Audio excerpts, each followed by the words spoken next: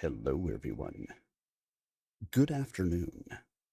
Happy Tuesday to you all. Tonight is another night for us to read some more of The Blacksmith's Boy by Bruce Buchanan. We'll be starting into chapter 38 tonight. If you happen to have missed the previous chapters, they are all available on the YouTube channel, youtube.com/@SirArminius. But let's start with a little recap of what happened in the last stream. So we read 32 through 37 last time. So 32, the true leader, Salandrian, gathered his scions of Cenarion in the secret glass foundry in Nassim. He is furious at the failure of the latest attack on Princess Isabella and demands answers from the returning sorcerers. But they also brought him a prize. They brought him Tovano. Chapter 33.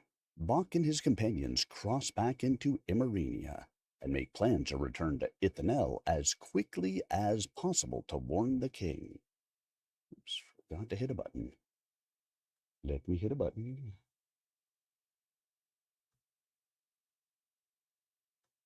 They rest in an abandoned barn while debating how to search for the missing Tovano. Chapter 34. Tensions rose within the group as Isabella and Aventil are at odds. The party reassembles and begins planning their next move, with Bach assigned to patrol with Isabella. Chapter 35. Isabella challenges a mustachioed middle-aged man whose actions raise serious concerns. The group continues navigating the dangers of their journey while trying to stay one step ahead of their enemies. Chapter 36. Aventil calls out to Isabella from the street below. Bach and the group face new developments as they regroup amid the dangers growing around them. And then, Chapter 37. Isabella and Bach were locked in combat with the powerful scions of Cenarion, including Alandrian.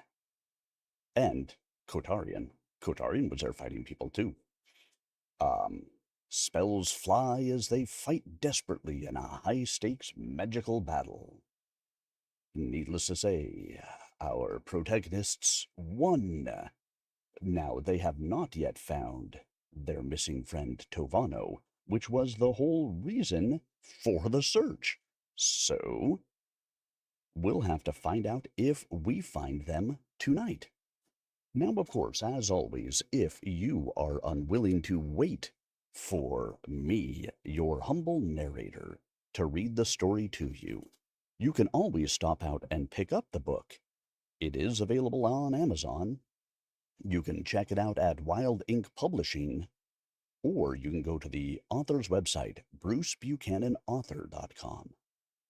All great places to check out and follow the book and make sure that you are supporting the author in more than just me reading to you. He would love your support. You know you want to give it. I believe in you. It is what you want. I mean, don't tell me what you want, what you really, really want. I'll tell you what you want, what you really, really want. Okay, maybe that's not how the song goes. So again, tonight we will be kicking off with chapter 38 and having a good old listen through as far as we can get. If you miss any part of it, I will be recording the chapters. They will be available on the YouTube channel after the stream tonight. It also means that during the chapters, I will unfortunately not be able to chat with you guys because, well, I'm recording it. It makes it a bit harder. However, I will be happy to chat with you in between chapters. So put your questions in whatever stream you happen to be on. If it's YouTube, Twitch, Kick, Rumble, X, I feel like I'm elsewhere too. TikTok. Put them in anywhere. Put them in wherever you happen to be. And now, sit back, relax, and prepare to enjoy as we have another evening of storytime goodness of The Blacksmith's Boy, starting with Chapter 38. Bach and Isabella ran to Kotarian following their individual paddles, but he waved off their concerns. I am fine. He pressed a rag to his bleeding cheek. I was given a needed reminder about trust. It was a lesson I will heed in the future. He walked off to the far side of the foundry floor, again choosing to set himself apart from the group. But before Bach and Isabella could follow, they heard a commotion from the opposite end of the floor. Look who I found when I went to help Umra. Aventil stood in the stairwell doorway with his lean but strong right arm propping up Tovano. Umra followed and carried Aventil's bow. Tovano's eye had been blackened, his mouth bloodied, and the man had trouble standing, but he was very much alive as he clung to Aventil's neck for balance. They kept him in a crate, of all things. By the Exalted One, I cannot fathom such cruelty. Tovano! Oh, thank you, my... Aventil. My mentor, you are injured.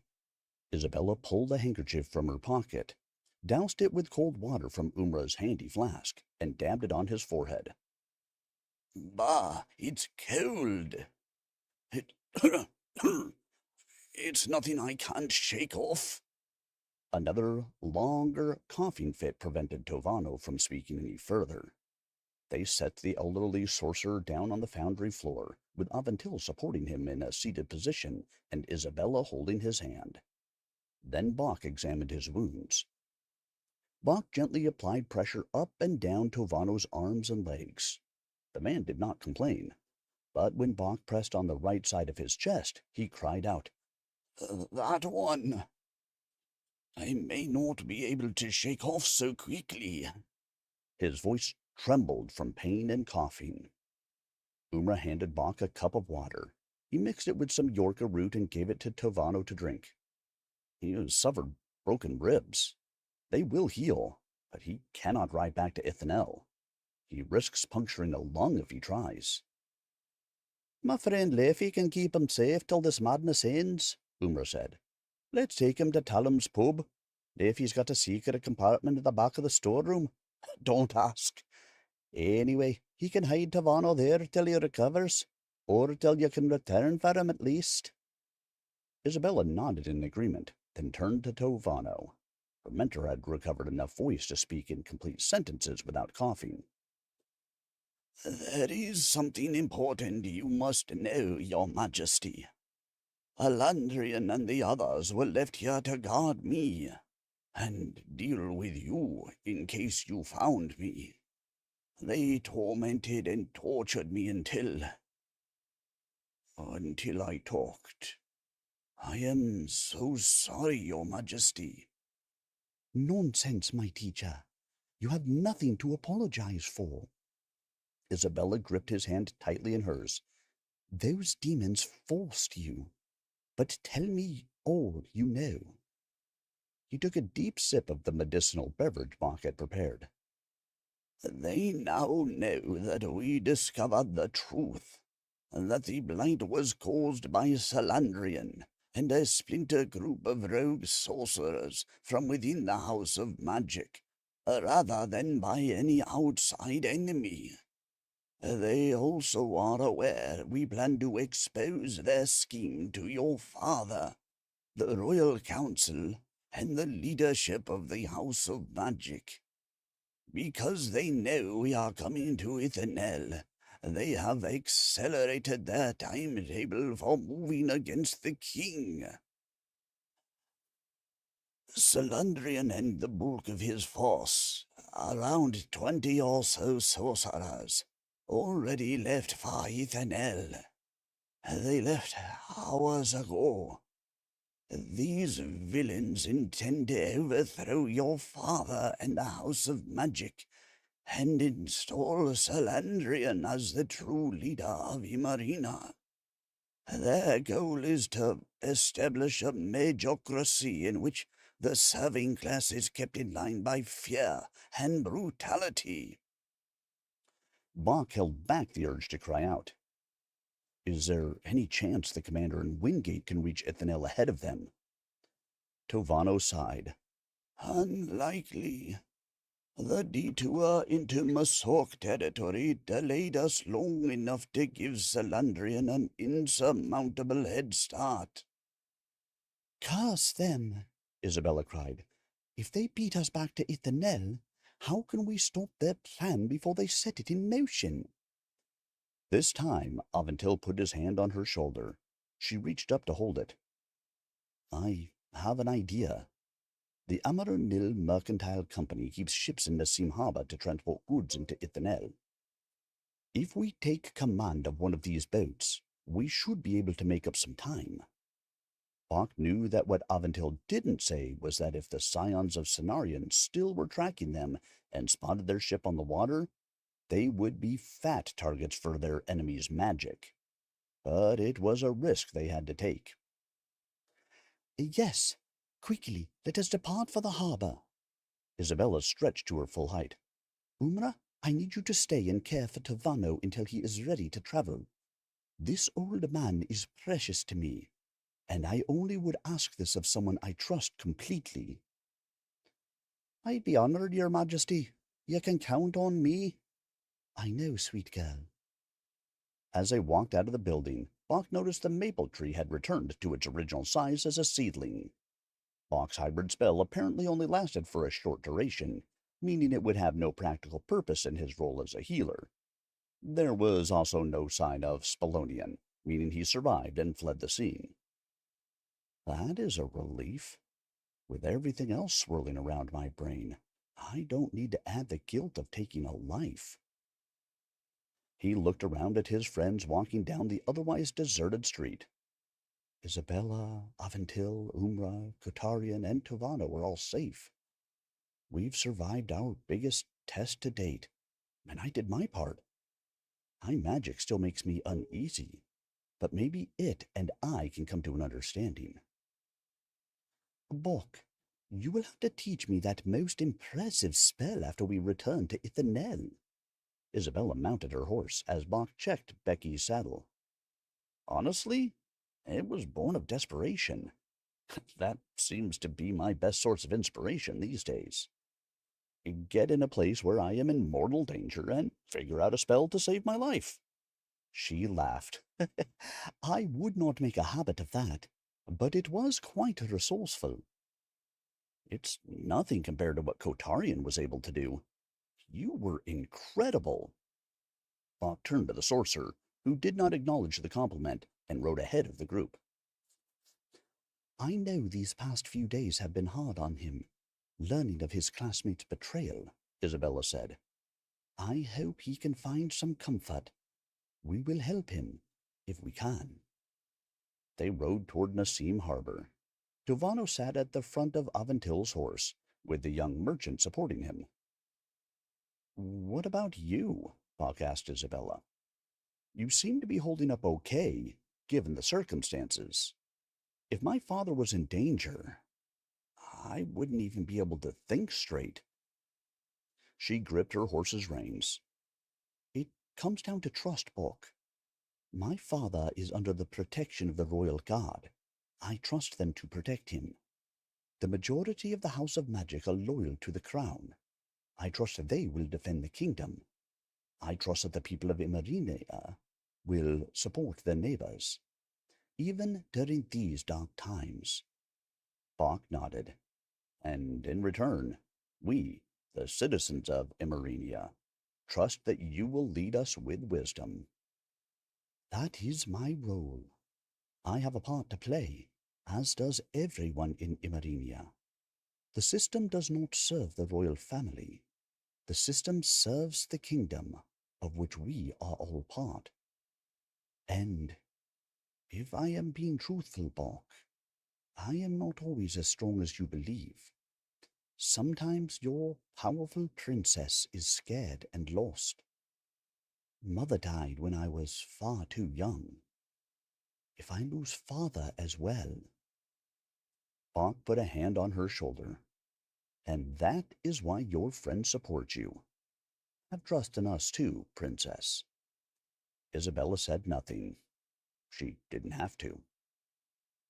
They quickly stopped at Talum's pub, where a plump man with long gray hair and a tattered tan shirt wobbled out to greet them with a smile and a wave. "This is Leafy. He's the friend I was telling you about, the one who helped me out of that terrible situation. He owns this saloon, and I was wondering, hoping he would still be around." Levy's wrinkled face turned up in a wide grin. "You always were my best barmaid, Umrah. In course I was going to help you. You had a shift to work that day." Umrah and her friend hustled Tovano through the back entrance and into the hidden safe room. Leffy insisted on giving the party 2 big sacks of provisions for their return trip. "Not like we're expecting many customers these next few days anyway. Better to give this food away than let it go to waste." He grumbled a bit when Aventil tried to hand him a sack of 50 gold, but Umrah encouraged him to accept the generous payment. "You can finally fix up this dump. Place ain't had no class since I stopped waiting tables." Leffy also agreed to house the group's horses at the stable behind the pub. Bach walked with Umrah, Becky's reins in tow, to make sure his family's horse would be kept safe among the panic suffocating the city. "They'll be just fine here. Leffy put in a tall fence with a padlocked door. Too many horse thieves in this part and seemed not to be careful." Bach stroked Becky's nose, and Umrah fed her a carrot she pocketed from Leffy's kitchen. "Don't let your horsey pals see you got a treat." "Umrah, thank you for everything. I'll always remember this adventure for friends in the most unexpected places. If we live long enough to have memories, that is." Umrah wiped her hands on her homespun dress. "One step at a time. You're alive today, and that counts for something. Worry about tomorrow when tomorrow comes. Besides, you ain't forgetting any part of this adventure once you get back to Soul Valley. Like you're gonna be too distracted by watching the corn grow." He laughed. "You're right about that, I suppose. Perhaps I should take my own advice about leaning on my friends." They went back inside. Bach gave Umrah the last of his Yorka root for Tovano, while Isabella had a brief farewell with her mentor. "Remember, do not underestimate Salandrian," Tovano warned from his makeshift cot in the storeroom. "He has access to spells of great power. There have long been whispered rumors of books containing ancient magics, from the lawless days before the House of Magic, hidden in the house's archives. The Blight is just one of these magics. If anyone knows of their existence, it would be Salandrian." Another round of violent coughing ended his warning. "We shall be as careful as we dare when the kingdom's security is at stake. Rest and heal, my mentor. Your crown princess commands it."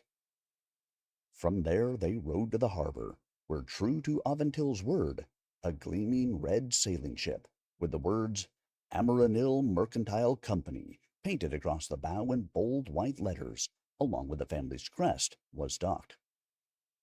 He slapped Bach's arm. "Well, how about that?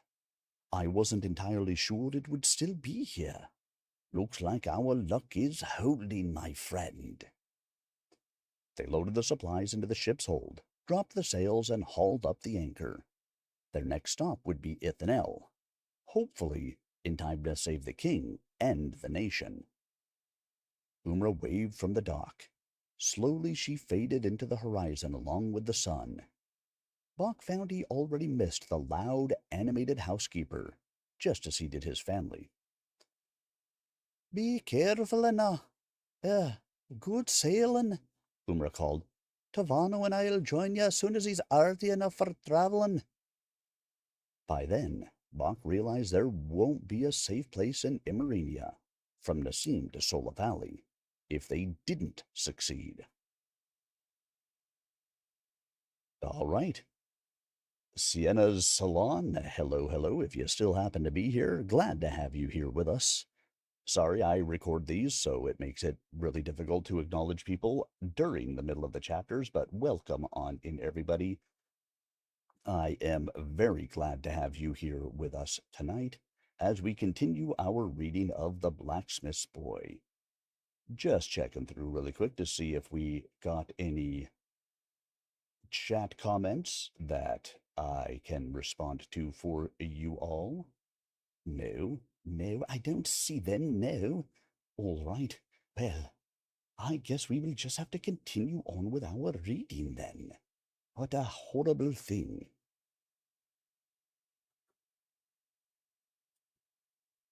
Almost. Let me grab a drink first.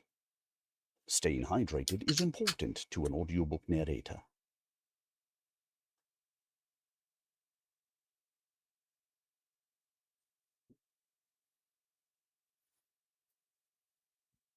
So let's see, we've got the serving class and Nassim that are basically Scottish. We've got the royal class, which is English. Of course, why wouldn't it be? And we've got the serving class from the southern part of the country that is American, because that's the accent I have, and that's the accent I'm giving Bach. All sounds good, doesn't it? Let's see what else we can get into. Here we go, guys, with Chapter 39. For a group heading toward their likely death, the next few days were remarkably pleasant. Much of that positive morale came from Aventil, whose love of sailing became apparent as soon as they hit the water. If he wasn't singing sea shanties, he caught fish for dinner or expertly adjusted the sails to maximize the boat's speed. Bach, on the other hand, was ready to make landfall. Matters of his aforementioned likely death aside, he had never traveled on a boat, and its constant motion made him queasy. This sensation got him out of bed in the middle of the night. That and Kotarian's incessant snoring. He, Aventil, and Bach crammed into hammocks strung up in the ship's galley, a concession to the limited space below deck. Isabella slept in the lone bedroom.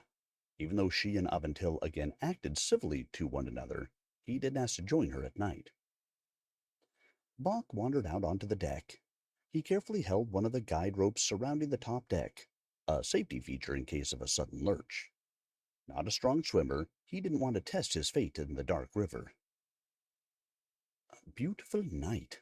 Best time to enjoy the water. You don't have to worry about the sun or the heat. It's you, the river, and the sounds of the night. Aventil! I didn't realize you were up here, too. Bach jumped at his friend's voice emerging from the deck's dark corner. Just had to check the sails. And I suppose you needed some fresh air. Yes, I am afraid I do not share your affinity for sailing. You get used to the movement. Aventil put his hands on the boat's wooden edge and breathed in the night air. The love of water grows on you. I find it peaceful. I became aware of being part of something far greater than yourself. Bach didn't join Aventil in leaning over the rails to look at the river. He wasn't sure he had an herb in his bag strong enough to cure that much motion sickness. But seeing his friend back in a tranquil, pleasant mood pleased him, and he appreciated a respite from the seemingly constant threat on their lives. Sailing comes naturally for me, Orc. That comes from spending half my childhood on a ship. I wish matters of love were as simple. You are asking the wrong person about that, Bach laughed. I can heal just about any injured body part, except a broken heart. If you solve that mystery, please share the solution with me. Aventil shook his head as he tossed a handful of breadcrumbs to a passing school of fish. I'm sure Isabella will come around, Bach offered. The two of you are speaking again. That is something, right? Aventil thought for a moment. Perhaps. But we are not as close as before, and it is my fault.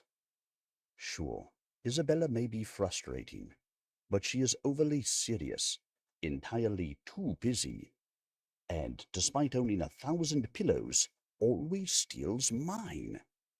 But she is wonderful, for reasons having nothing to do with the crown she is in line to wear. Believe me, Bok, a long line of suitors lined up at the royal palace, all of whom she turned away in her unfailingly polite manner. Isabella told me she knew from our first meeting that she wanted to be with me. And I am grateful she did. But my pride and my temper have driven her away. He loves Isabella as much as ever, and she still loves him. Now I must prove my friendship to them both. You sound like a man who wants to find a way through the impasse you spoke of. Talk with her, Aventil. You might be surprised at how receptive she is to what you have to say. The noble looked up from the rail, and for the first time in days, Bach found the glimmer in the man's eyes that he saw at the royal palace. You know, for a man who has never left Solar Valley, you have plenty of wisdom. He clapped Bach on the shoulder. I'll talk with her. And thank you, Bach. Bach quietly returned below deck and climbed into his hammock, careful not to disturb Isabella. He felt sure nothing short of a hurricane could awaken Kotarian. As often was the case late at night, Bach thought of home. He had not yet bought Noji the gift he promised. The child loved creating adventures with the wooden dolls Tana Omat carved for him. Maybe he could get his nephew one of those painted wooden dolls from one of those fancy Ithanel shops. Noji would love that. Images of the little boy's exuberant face made him realize he couldn't be happy without his family, no matter how they may have deceived him. Yes, he needed the truth, but he would make amends with his parents, no matter what. But how could he leave his friends, or reject Tovano's generous offer to develop his amazing new gifts? For days he struggled with the idea that he did not know where he belonged. But that was not the case. The problem was that he now had two families, each completely incompatible with the other.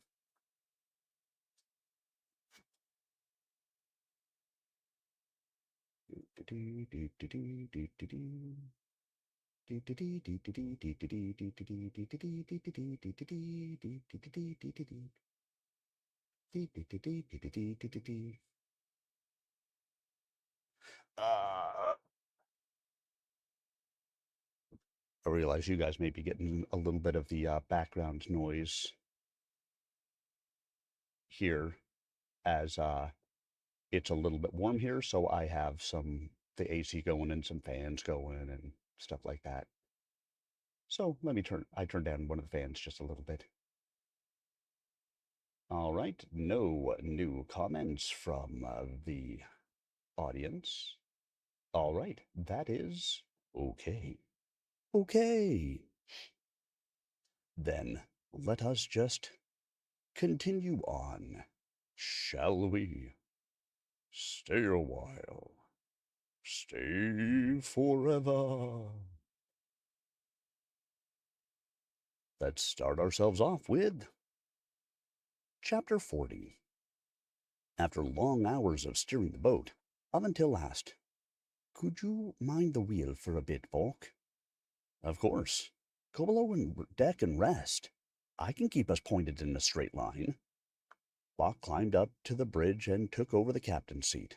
He welcomed the chance to sit in an actual chair, and as long as the winds didn't shift, he would be fine, and Aventil, the only true sailor on the boat, could enjoy a well-deserved break. I am going below deck as well. Isabella stretched her arms over her head. I shall be back before long, though, and I shall bring some of the bread and fruit Umra sent.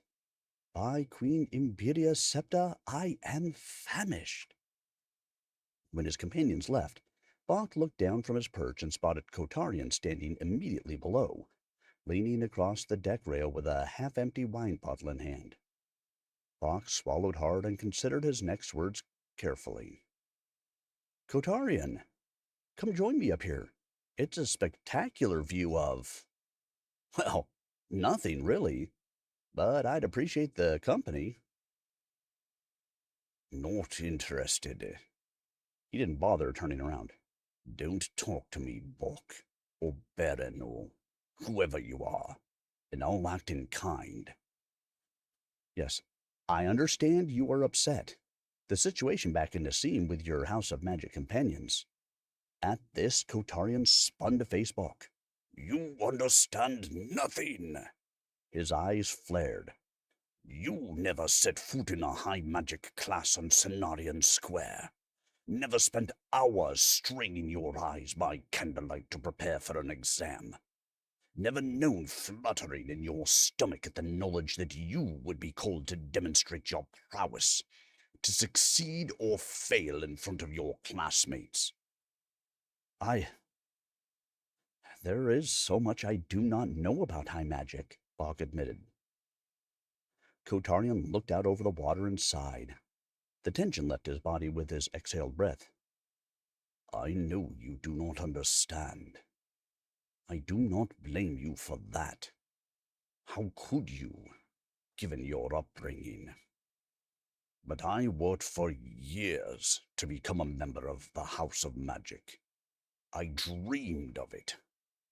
Until what I heard at Nassim. No, I do not blame you for not understanding. But forgive me if I do not revel in your newfound glory. Well, he couldn't excuse Kotarian's behavior. Bach at least could understand its source a little better. Well, I'm sorry if I've caused you any pain. But unlike you, I never asked for these abilities. Also, you don't have to worry about me being any type of competition. I will not be joining the House of Magic. Kotarian touched the back of his neck. You won't? No. I have no idea what I'm going to do with this newfound knowledge. But the house isn't the place for me. No offense. Can you imagine me, with my homespun clothes and Sola Valley mannerisms, in the commons room you've spoken about? Besides, I don't look good in gray. Kotarian chuckled under his breath. He started to respond, but Box stopped him. Don't say it, I know. I don't look good in green, brown, red, and so on. They both roared. For the first time, they shared a laugh together, rather than Kotarian laughing at Bach's expense. As if reading Bach's mind, Kotarian continued. Unlike the rest of you, I've not shared much about my upbringing. I suppose I owe you at least that much. He leaned against the boat, elbows propped on the rail. My father owns an estate just outside of Ithanel. He's a minor lord in the hierarchy of the noble class. It isn't the same as being a princess or the heir to the largest merchant enterprise in the known lands. But my family did well enough in days gone by, I suppose. Bach nodded. You briefly mentioned as much back in Nassim. Obviously, you must be from the noble class to practice high magic. I'd say your family is still doing well from where I'm at. Yes, well, that perspective may not be accurate. Kotarian drank some more of his wine. I said my father is a minor lord. What I didn't mention was how minor he is, in both land and honor. My family once owned 400 acres of fruit orchards, employing some 100 peasants to work the estate. But managing such a complex operation never interested my parents. nor did any other professions. Instead, Mother held elaborate parties, and Father his regular card games. At first, they mortgaged just a few acres to pay their debts. A short-term solution that would right itself when the summer crop came in, they said. But that windfall did not materialize, nor did the next summers, or the one after that. But did they cut back on parties or gambling? Bok, I trust you are intelligent enough to discern that answer. When I was 12 summers, the lenders from Ithanel came calling. We lost more than 90% of the estate. 90%. That left us with a token estate by the standards of the noble class, and a manor house quickly falling into shambles. Of course, Father and Mother spent more time keeping up pretenses than in finding a solution. They have lost even more land since I left to become an apprentice 7 years ago. If they lose their remaining tract, they will be landless. And what do we call nobles without land, Bok? I am not sure. Kotarian swallowed the last drink from his bottle. We don't call them nobles any longer. That's what. Anyway, against that backdrop, young Kotorel Jonaro had to go to school, go to social functions, attend mothers' parties with children from noble-class families who owned more land, who held loftier titles, and who were aware of my family's struggles. They never let me forget them. No matter how I excelled in academics or athletics, I was the outcast. I once won an oratory competition at school, but when the judge handed me the bronze cup, a dozen or so copper coins spilled out. At that point, the second-place finisher announced to my jeering classmates that he had taken up a collection to help the struggling Gennaro family. Bach clasped his hands together as the boat continued moving down the river. And when Aventil hit you, it brought you back to that point. What those other children said and did. That's why Kotarian is a bully. Because he first was a bully's victim. Kotarian continued. So, at age 14 summers, Kotarel Gennaro begged a ride into Ithanel and knocked on the door of the House of Magic. On that day, Kotarel Gennaro ceased to exist. He gestured to his gray jacket, and Kotarian came to be.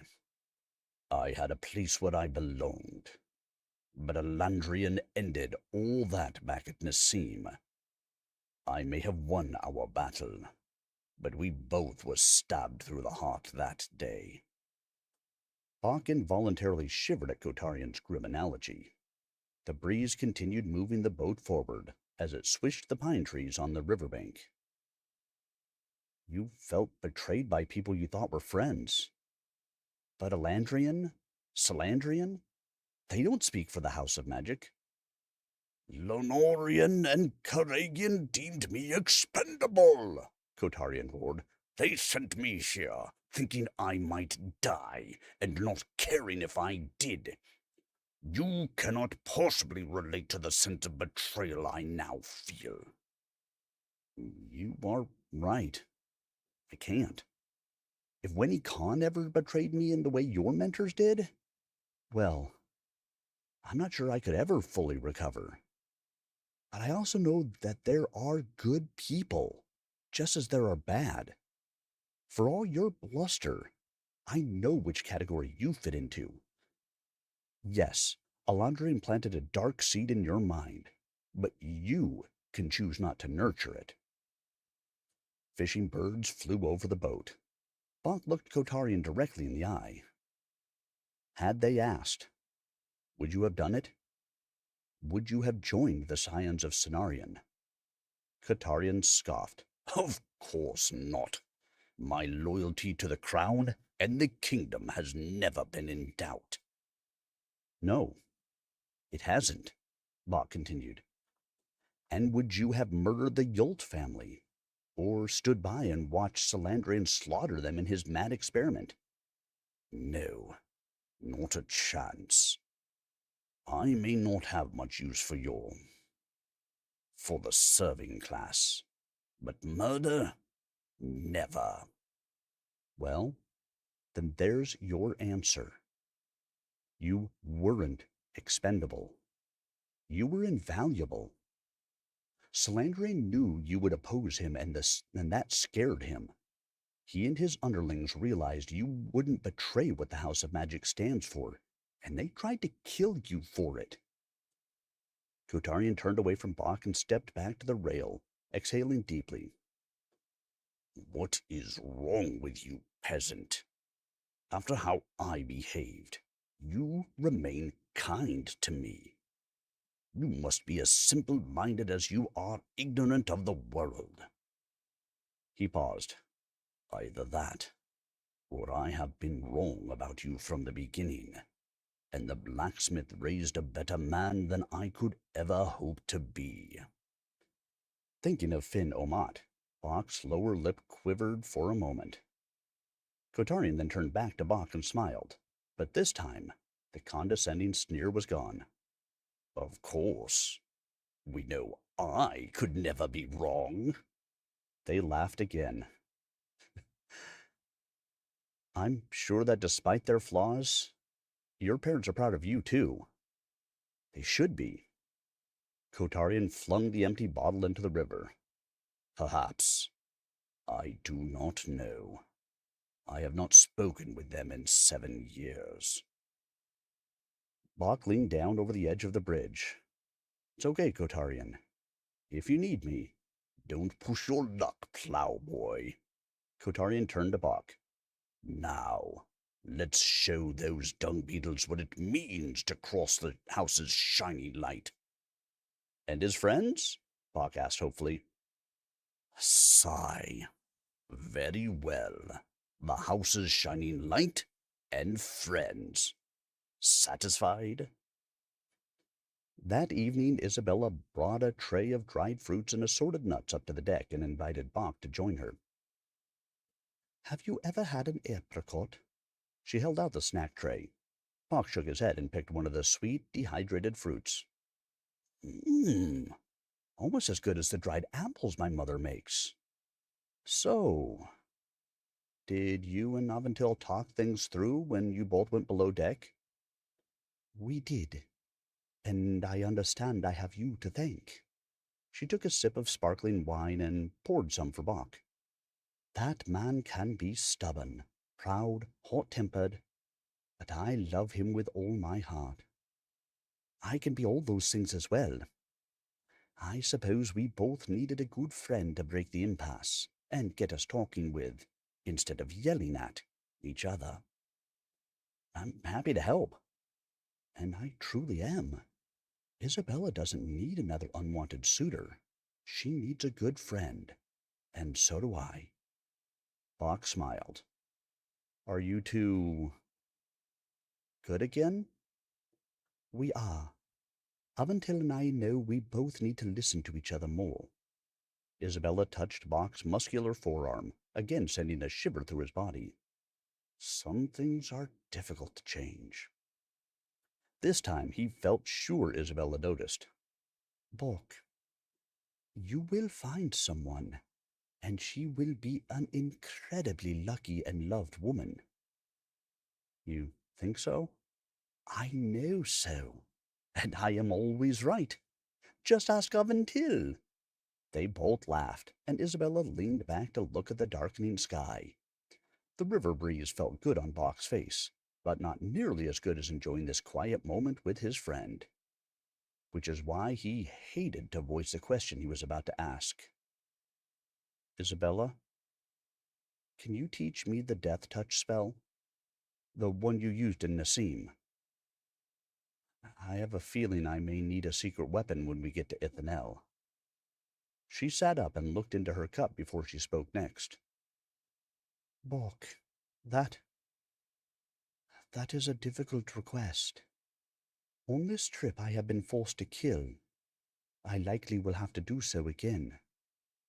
But my gentle friend, know this.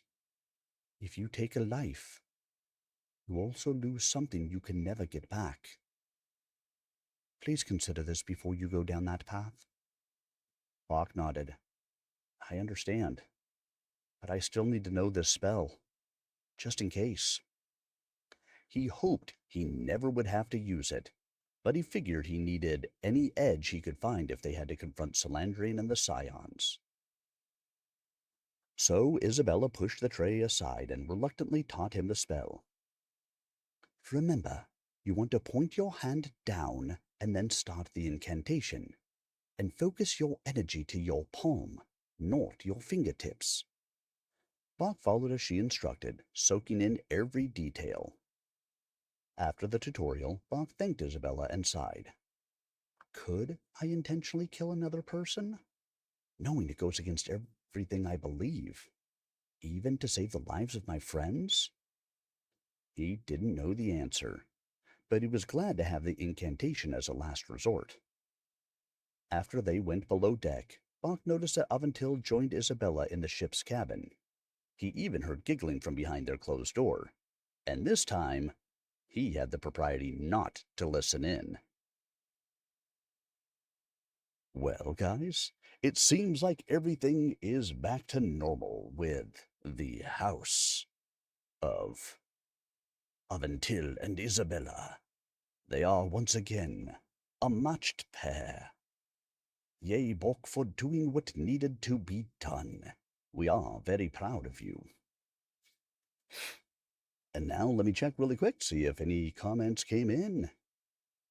Too many different streaming things. I have to go through lots of different screens.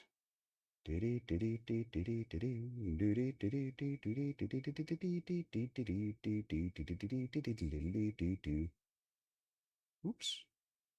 I accidentally closed out one of my tabs.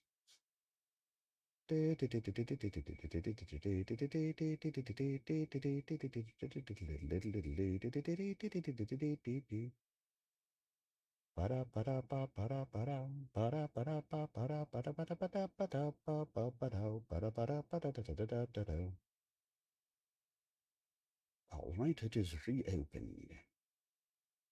Add split view, live streaming YouTube studio. There we go, all back in. All happiness is there. And now back for all of you. We return to the story, picking it up in Chapter 41. Members of the Royal Council, I appreciate you coming on such short notice this morning. Believe me, I would not have summoned you so abruptly were the situation not so grave. From his seat on the Royal Council dais, King Isbiano surveyed the Royal Council. The normally opinionated emissaries now looked to their king for leadership and guidance. But another watched the proceedings, Salandrian, who grinned as he peered through a cracked side door. Once more, Emissary Laronian sat at the petitioner's table in front of the dais. 4 royal guardians, one at each end of the dais and one at each side door, stood stiffly at their posts. I nearly didn't make it, Pilano Samari, the emissary of commerce, said. Frightened peasants and laborers accosted my carriage on the road into the city. I thought they might shake the blasted thing apart. Yes, hundreds of refugees from Nassim and Oso Creek have arrived in our city overnight. Those who have nowhere else to go are camped on the outskirts of Ethanel, Isbiano replied. These people claim the blight spreads. They are terrified, and who can blame them?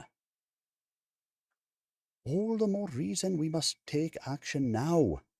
Corona Piari, the emissary of security, pointed a sharp finger toward the king. What would you suggest, emissary, beyond providing shelter and food for the refugees? which we are doing. Your Majesty, a decisive strike against the Masork warlords is needed. Raja Lair has terrorized citizens at our northern border for years, Piari said. If we deliver a powerful blow against his forces, it will force them to withdraw this blight. King Isbiano sighed. Emissary Piari, we have gone over this before. Of course Raja Lair is a murderous criminal who would do the world a favor if he dropped dead. But we dare not risk a war without proof. And your daughter was sent to find that evidence, Piari retorted. There is still no word from the princess. The king came close to shouting his reply. Do not try me, emissary. Not in matters concerning my daughter's safety. I eagerly await her return more than anyone, but until she comes home, we will stay the course. Isbiano then looked down from the dais to the petitioner's table. Emissary Laronian, where is Chancellor Karagian? I requested his presence at this meeting. I do not know, Your Majesty, Laronian admitted. Like you, I expected him. I assure you, this absence will be addressed upon my return to Sonorian Square. My apologies. Salandrian stepped through the side door. I had some important business to attend to before the meeting. But do carry on, my good women and men. Salandrian sauntered over to the petitioner's table, as Royal Council members muttered amongst themselves. He sat beside Laronian in the chair reserved for Karagian, smiled at his emissary, and waved at the assembled Royal Council. Laronian whispered sharply, What in the world are you doing, man? Interrupting a Royal Council meeting? Embarrassing me in front of the king? Have you lost track of what meager senses you once possessed? Laronian's normally pale face turned a dark shade of burgundy. Have I upset you? My heart breaks, Emissary Laronian. Salandrian put his hand over his own heart, then slapped his leader between the shoulders. Oh, that my mistake. That would be your heart that is broken. Ruptured, if we are precise in our language. His hand glowed on Laronian's back, and her eyes grew wide. Her body stiffened. She made an involuntary sound not unlike a mouse's squeak, then slumped dead onto the petitioner's table. Her head thumped against finished walnut surface. The grumbles and mutters from the dais turned into shrieks of outrage and terror. Salandrian stood. The light around him shifted and blurred. In an instant, his normal image, that of a stooped, pale academic in an ill-fitting gray jacket, was replaced by that of a tall, handsome, dark-haired man in a neatly tailored black coat, adorned with red piping, worn over a red shirt. After barely a second's hesitation, the four guardians ran towards Salandrian, drawing their swords mid-stride. They may as well have been turtles returning to the lake on a scorching summer day. With one motion and a quick incantation, Salandrian lifted all four guardians high into the air, to the point where their heads were inches from the chamber's vaulted marble ceiling.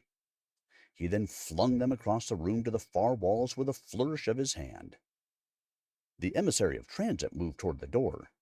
Before he could get a half-dozen steps from the exit, 24 mystic blades appeared in midair and struck down the helpless noble. We call that one Kalian's cleaving contrivance. Care for another demonstration? Emissary of Security Piari, a former guardian herself, had kept her combat skills sharp even in her administrative role. She pulled out the dagger she hid under her tunic and hurled it directly at Salandrian's head from the dais. Her throw was true, and under virtually any other circumstance, she would have scored a clean kill. but Salandrian deflected the knife with a shield spell, then incinerated the astonished emissary with Illadonian's immaculate immolation. Does anyone else wish to try their luck? No one did. The remaining 6 emissaries took cover under the dais. Sobs of, "Please spare us," and "I can make you a wealthy man," echoed across the chamber. But Salandrian's eyes locked on the only person who did not hide, King Isbiano. The king's voice remained clear and calm. "I would ask, what is this? But it is clearly a revolt, and one that poor emissary Leronian knew nothing about. I assume you are the cause of Chancellor Karagian's absence as well." Yes, well, Karagian has too many questions about spellbooks unaccounted for in our archives. A shame. I always liked the old battle sorcerer. Isbiano cut him off. "Spare me the story. Your issue is with me, so let the others leave. Then you and I can discuss whatever demands you intend to make." Salandrian walked to the front of the dais and looked at the trembling emissaries cowering behind their desks. Very well. I will spare them. A leader needs followers, after all. And I will need seasoned administrators to ensure that our laws are upheld once more. Isbiano scoffed. "The people of Imarinia will never bow to a tyrant. Kill me if you must, but the crown cannot be taken by force. It may only be earned through the respect and admiration of the Imarinian people. You will never be our nation's king." Salandrian turned his back to Isbiano, as if daring the king to challenge him physically. You think I want to be king? I have no interest in your mundane job or your gaudy little headwear. Why would I want to be a mere king when I can be a god? Salandrian turned back to the dais and Isbiano. Magical energy now crackled in his eyes and around his hands, throwing a greenish-blue reflection off the polished marble walls of the royal council chamber. Now, having said all that, the last thing I need is a sad old king getting in my way. Farewell, Isbiano. He raised his energy-enrobed hands to deliver the killing spell. Isbiano closed his eyes. Then 2 strong arms yanked him backward through the curtain behind the dais. The king opened his eyes to view his unexpected rescuer. "Lieutenant Wingate, I was making my peace. I suppose the Exalted One sent you instead." Wingate hoisted Isbiano over his shoulder like a sack of grain and bolted for one of the doors off the anteroom. Salandrian stomped up onto the dais as terrified emissaries scrambled from under their desks and dashed for the exits. But when Salandrian pushed through the curtain, he found no one in the anteroom. Wingate and Isbiano could have escaped through 4 separate doors, each leading to a different area of the palace. The Guardian is resourceful. I will grant him that, Salandrian muttered. The energy streaming from his body ebbed and his eyes returned to their normal brown color. At that point, the front doors to the royal council chambers burst open and the scions of Cenarion, 20 strong, rushed into the room. A tall, gangly young woman with long red hair stepped to the front of the group and stood at attention. True leader, we saw the emissaries run out of the chambers. Should we track them down? No need, Don Landrian. I already broke their spirit. But Isbiano is proving to be more trouble than I anticipated. I look forward to transmuting his blood into rancid water. Those ancient sorcerers were imaginative in their cruelty. We will bring him back to you, true leader, Don Landrian offered. The other scions of Cenarion surged forward to strike on Salandrian's command, but he waved his hand and instructed them to stand down. The king and his guardians won't be going anywhere. Our previous preparations will that they cannot leave the palace grounds. They are exactly where we want them to be. They are in the royal gardens? Don Landrian asked. Then it is time. Soon, my eager acolyte. We have a final player left on the board. Princess Isabella. She, my former student Kotarian, and that assorted group of misfits are back in Ethanel, according to our community sympathizers. They will come here. Should we? Salandrian held up his hand. Leave them to me, Don Landrian. In the meantime, take the others downstairs to the main dining hall and begin preparing our next spell. Something for King Isbiano to remember the scions of Cenarion by. I have everything you need right here. He reached inside his jacket and produced a fresh red rose, a sprig of nightshade, and a lump of charcoal, and placed them on the petitioner's table, beside Loronian's cooling body. Don Landrian smiled. We will prepare the Blight right away, true leader. Aww. Poor, taken as unknown by, the traitorous sorcerers of Cenarion, the scions of Cenarion. We will take them all out. We will kill them all, and may the Exalted One have mercy upon their souls. Or, whatever Bruce Buchanan decided to write in his book. Because that's the way, it works now, All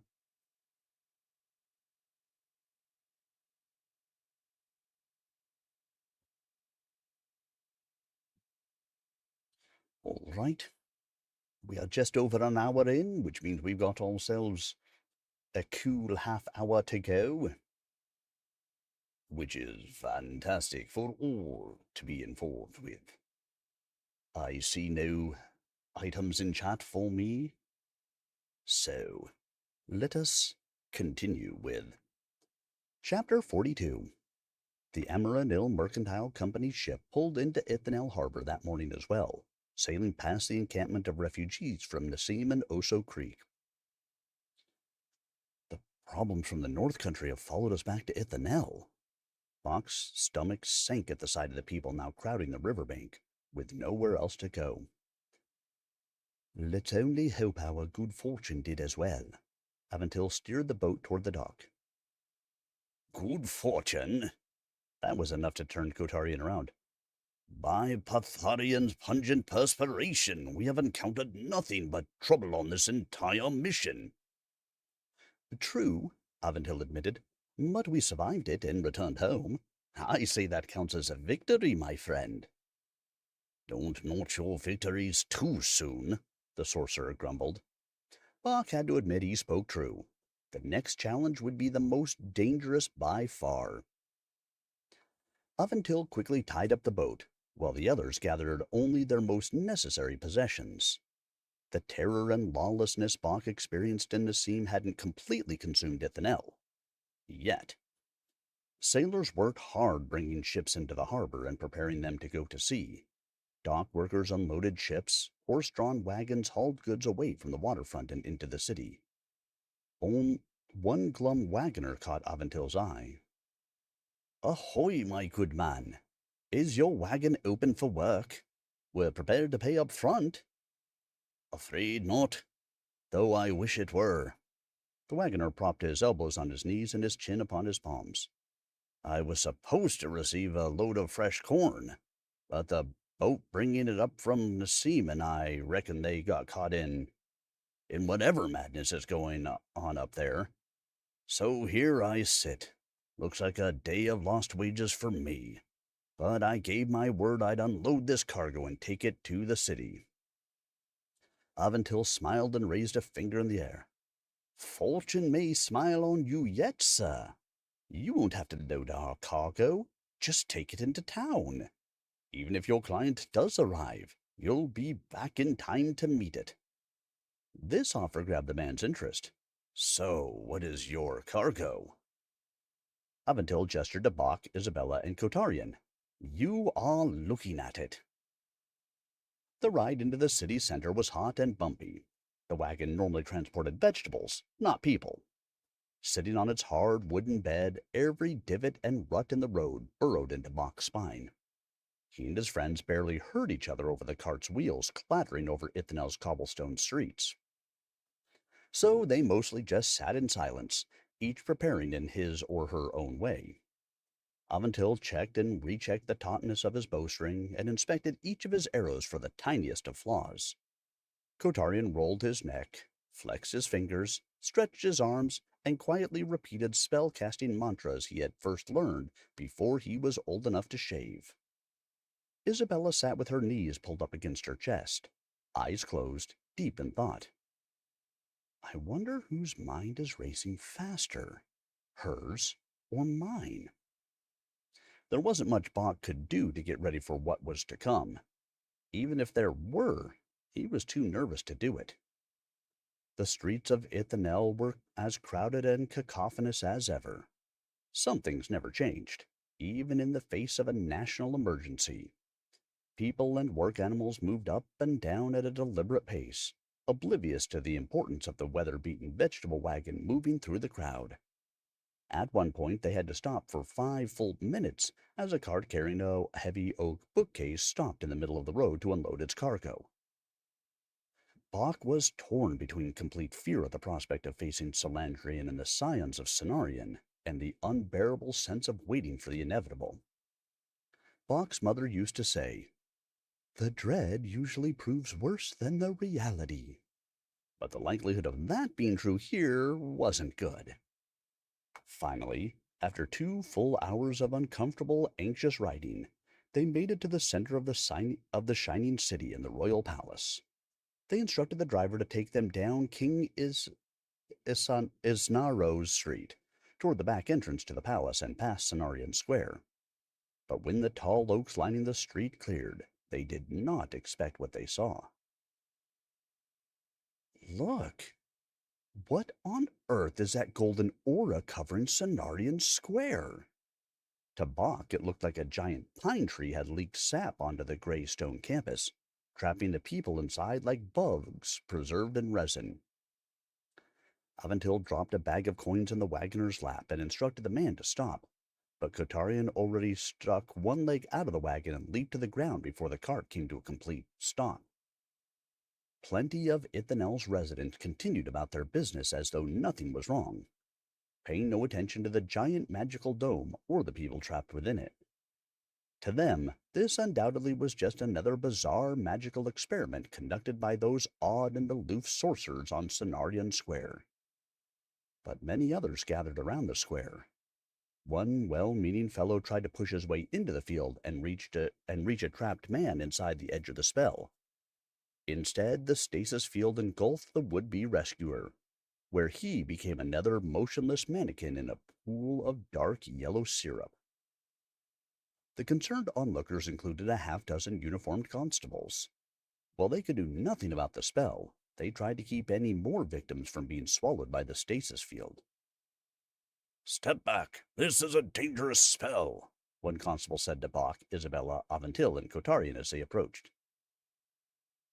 "I appreciate your dedication to public safety, Constable, but I assure you, if anyone can help, it will be the 4 of us." Princess Isabella, I am sorry, Your Majesty." The constable stepped away. "Do not apologize for serving the kingdom admirably. Please continue to keep onlookers at a safe distance. There could be more trouble. Just know that we are working to solve this problem." "Yes, Your Majesty." The constable gave Isabella a crisp salute and stepped away to let her and the others examine the dome. "I've never seen anything like it," Bach said as he, Isabella, and Aventil followed Kotarian in racing toward the spell-covered campus. Kotarian stopped in front of the amber dome and stared agape at the immobile people inside. I have. It is a stasis spell of some type.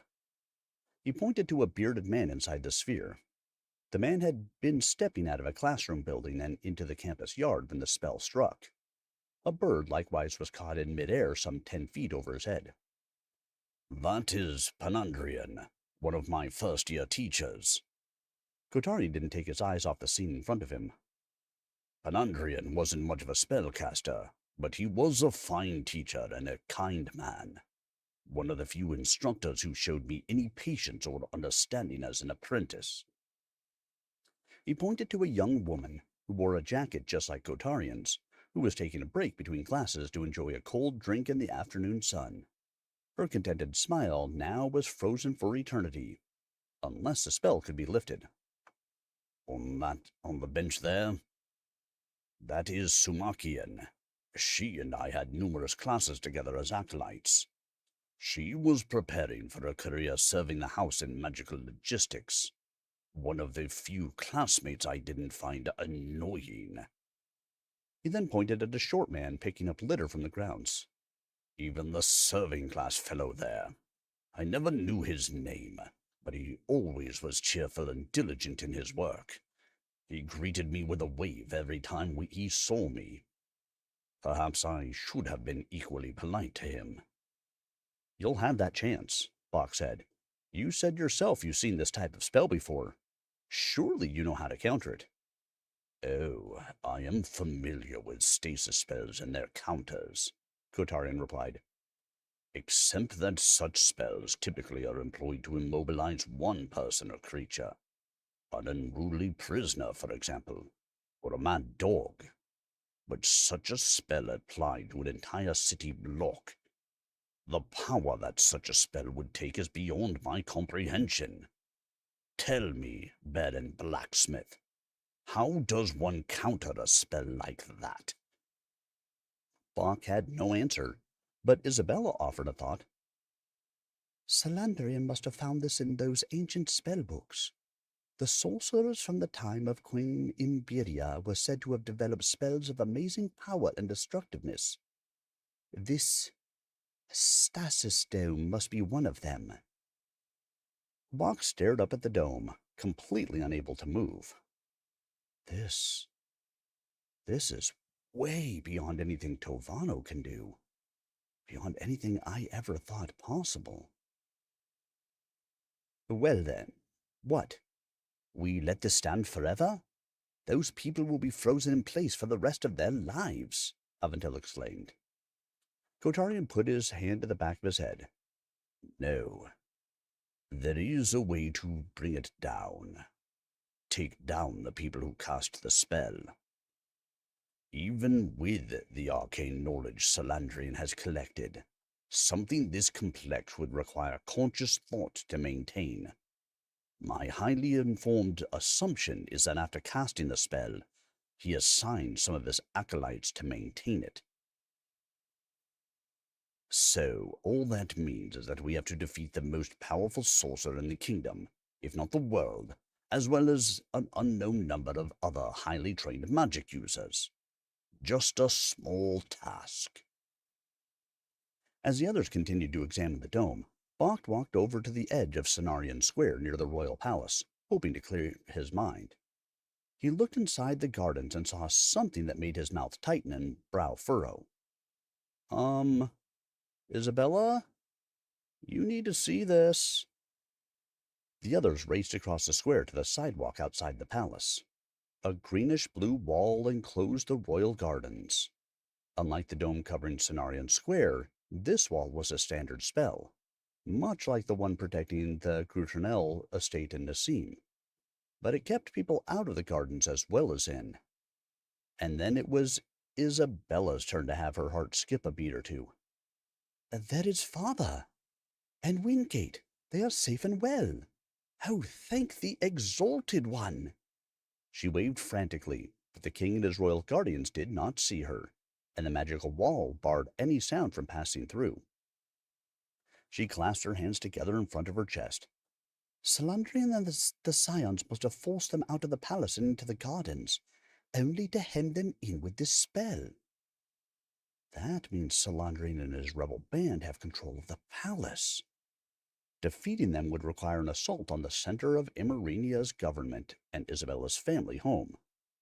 Salandrian had managed to do what the Masork Empire could not 300 years before, unseat the royal family of Emerinia. But Bach knew Isabella cared nothing for the historical or political implications of their plight. Her only concern was rescuing her father and his royal guardians.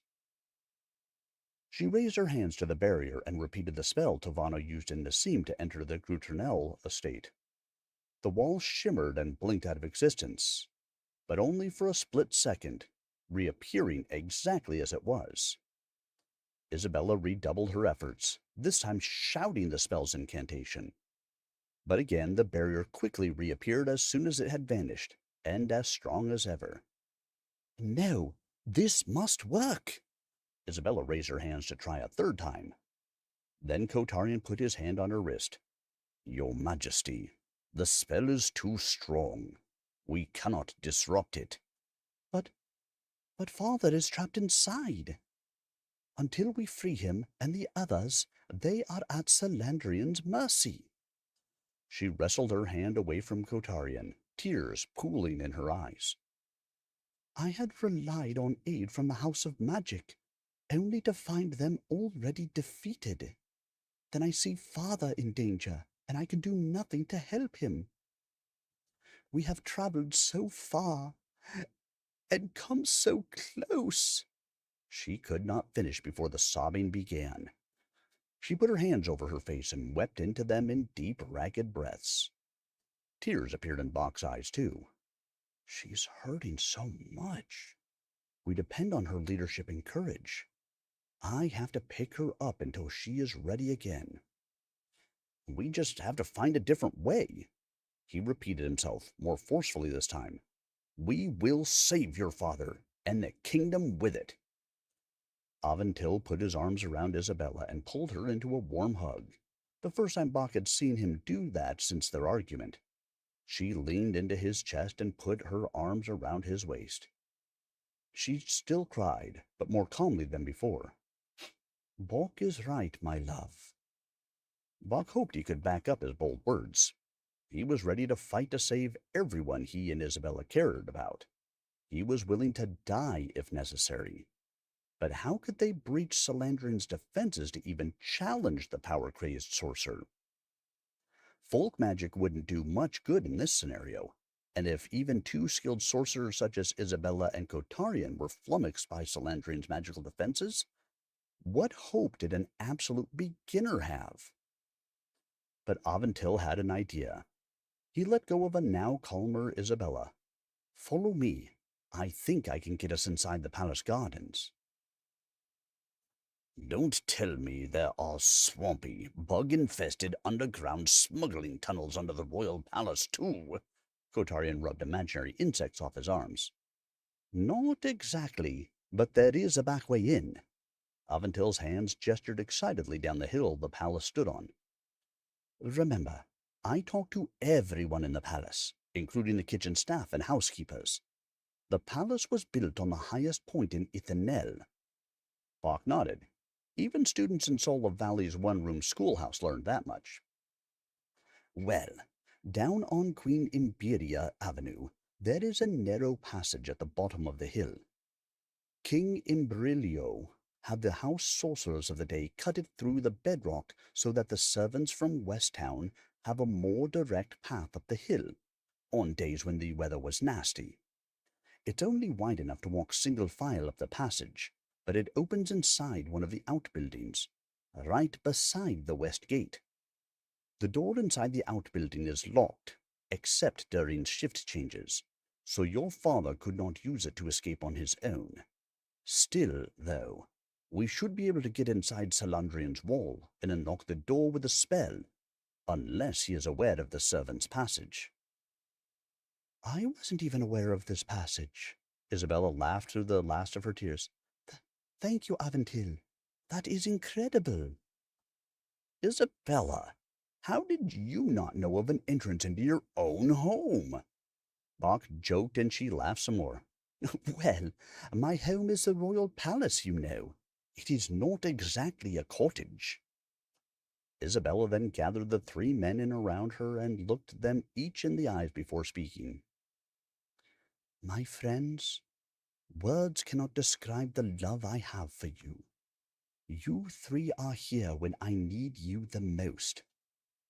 We're all here for each other, Bach said, and for the people of Emerenia. Aventil nodded firmly, and even Kotarian tilted his head in a manner that indicated he didn't completely disagree. Isabella smiled. For the people of Emerenia. Now, let us go save my father and our kingdom. With Isabella in the lead, they ran down the hill to Queen Imberia Avenue and the below-ground passageway. The West Gate was closest to West Town, the nearest serving-class neighborhood to the royal palace. Many of the workers employed at the palace or on Cenarian Square lived here in rows of modest 2- and 3-story apartment buildings. The passage entrance stood at the foot of the hill, where West Town ended. Bach saw people gathered outside of every building. No doubt most of them had family members trapped inside Salandrian's snare. These people weren't his intended targets, but they would suffer all the same, as the serving class always did in times of war. Unless we can do something to help. Aventil yanked the bronze handle of the passage's heavy oak door. It swung open. By the Exalted One, our fortune holds. Old Wormface didn't put a barrier on this door. We may well be able to get inside the gate yet. Countless thousands of boots had worn the granite floor smooth. As the passage was completely cut off from sunlight, mounted torches every 25 yards lit the space. Isabella insisted on going first into the tall, narrow walkway, followed by Aventil, then Bach, and finally Kotarian. Unlike the long abandoned tunnels under the glass foundry, the passageway leading up the hill was well maintained and frequently used. Thick pine beams had been mounted floor to ceiling and across the roof for support. The small confined space made Bach's skin crawl as though a legion of spiders had taken residence under his shirt. But the real horror is what waits on the other side of the tunnel. What will we do once we are inside? He asked Isabella as they hustled through the passage. To kill the dragon, cut off its head, Kotarian interrupted. Once Salandrian is dead, the scions of Cenarian will crumble. We should strike where we have surprise in our favor. The princess turned her head, but kept moving forward. No. Our objective right now, our only objective, is to rescue the king and his royal guardians. We will lead them out of the royal gardens through this passage and retreat to a safe distance. Then we will recruit any house sorcerers who are outside of Cenarian Square when the stasis spell took effect, as well as any additional guardians and local constables. We will raise an army, and only then will we confront Salandrian. We will have one chance to win this battle, and we must fight it when we are prepared. Kotarian had opened his mouth to offer another comment when the air shimmered blue-green 15 yards in front of them. They stopped. Aventil pulled his sword, and the others stood ready. Bach's pulse throbbed in his neck. Sweat beaded on his face. The blur took shape. My, aren't we a resourceful bunch? I am impressed that you have managed to get this far. But we need to have a conversation. There, hovering in front of them in the passageway, was a translucent greenish-blue image of the true leader, Salandrian. Dun dun dun. Oh no, not Salandrian, everybody. It is the true leader himself, the leader of the uprising. He who is trying to get them all killed.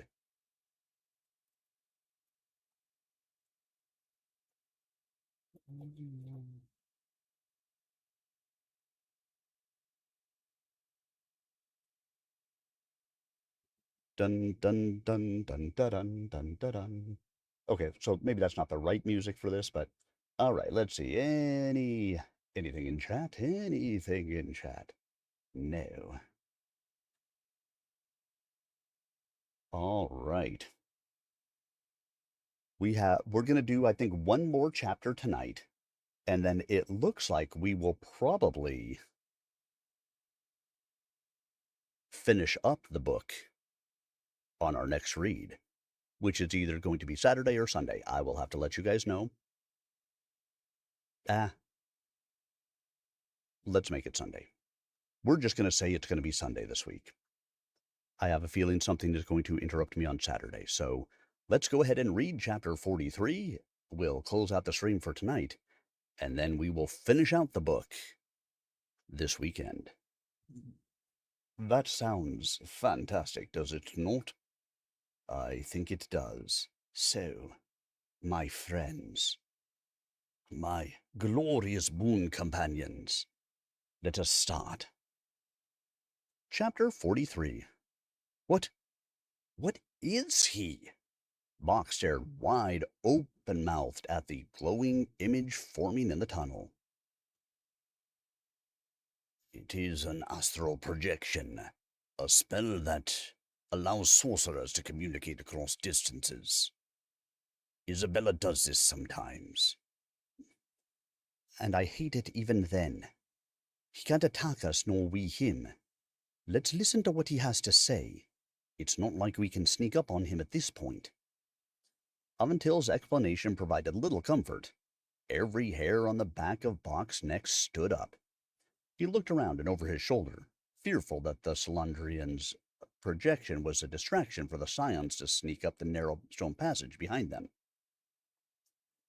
You look different, Salandrian. I suppose treason and murder must agree with you, Kotarian scoffed.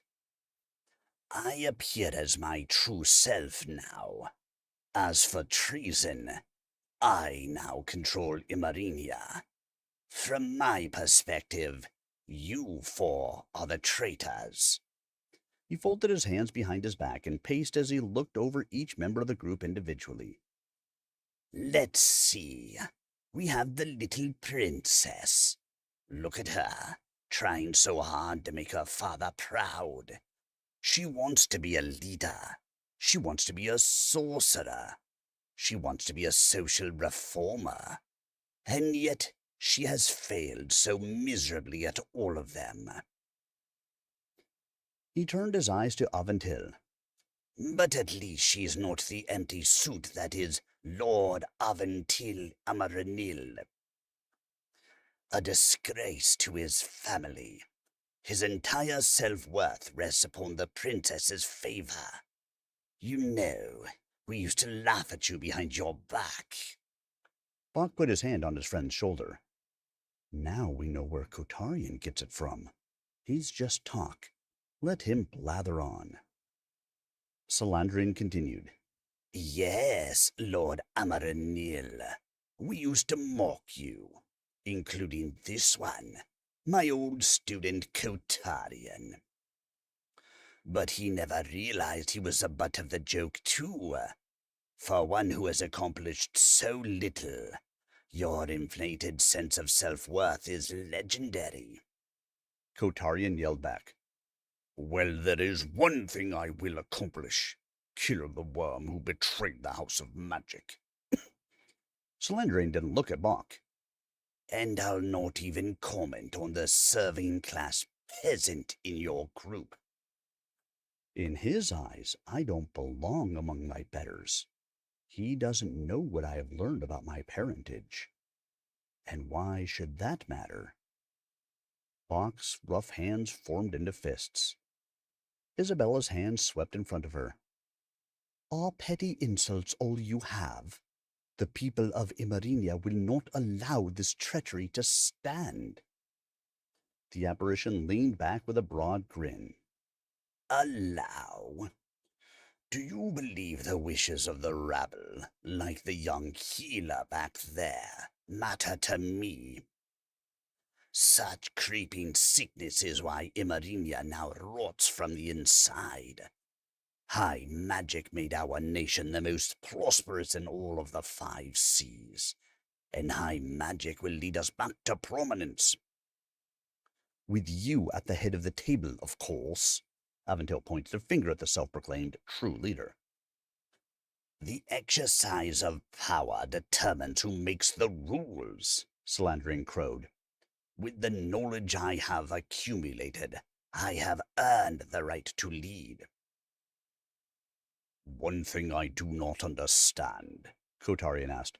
Where did this confidence and this zealotry come from, Salandrian?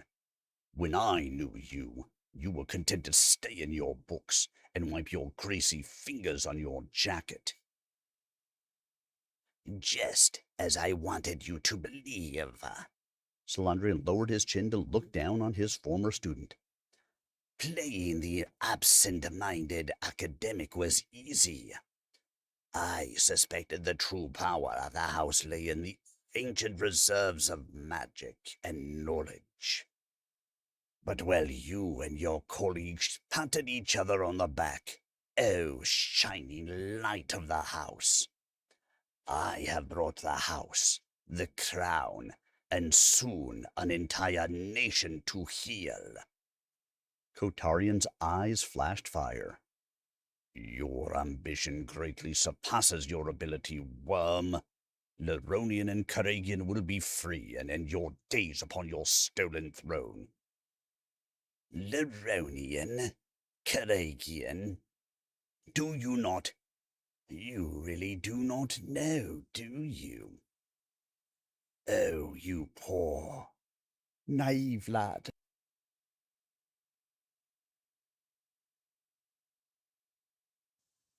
The projection's slightly hollow voice echoed off the passageway walls.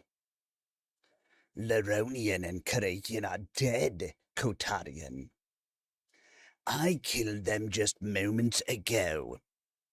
Personally. Kotarian's mouth dropped open, and his arms went straight at his side. No, that is another of your deceptions. But Bach knew the evil sorcerer spoke the truth. His breath grew even shakier than before. Isabella's plan made sense. Rescue the king, avoid confrontation, find a way to free the house, and then, with a replenished force, retake the palace. But they had been discovered and 2 of their strongest allies killed. The situation grew worse by the moment. If you believe it is a deception, so be it, Salandrian waved dismissively. I have no time for debate with an acolyte. I have no time for any of you. So why are you here? Aventil said. Why bother taunting us with an astral projection? Why? To say farewell, of course. His sneer lingered, at least in Bach's imagination, but the greenish-blue image slowly faded and disappeared. The passageway became quiet again, save for the sounds of 4 people nervously breathing in the confined space. Shh, Isabella hissed. She craned her neck, listening for a sound Bach could not hear. Then she turned to Kotarian and screamed, "Be ready! They are!" But she did not finish. Then a boom jarred Bach to his core. The roof of the passageway collapsed. Hundreds of tons of rock and soil buried Bach, Isabella, Aventil, and Kotarian before they could scream. And that seems like a great place for us to stop for the week. As a reminder, if you don't want to wait for Saturday for me, or this weekend for me to finish this story for you, you can always go out to Amazon and pick up the author's book. Why wait? Stop out there, pick it up, take a little read along with it, and I think you will find that it has been well worth the read. Or stop back this weekend and we will finish the book together. Of course, all of our chapters from this evening will be up on the YouTube channel later tonight. Look for them tomorrow morning. Sometimes it takes YouTube a little bit for your listening pleasure. But you can also stop out to Amazon, Wild Ink Publishing, or Bruce Buchanan Author.com and check into Bruce Buchanan's work. Thank you all for coming along to join me this evening. The greatest gift that you can give me is the gift of your time, and I appreciate that you guys gave me the gift of yours this evening, whether it was for 5 minutes or for the full stream. Thank you all so much for being here with me. I will look forward to seeing you guys again later this week. Have a wonderful week ahead, and until next time, be well. Thank you, everyone.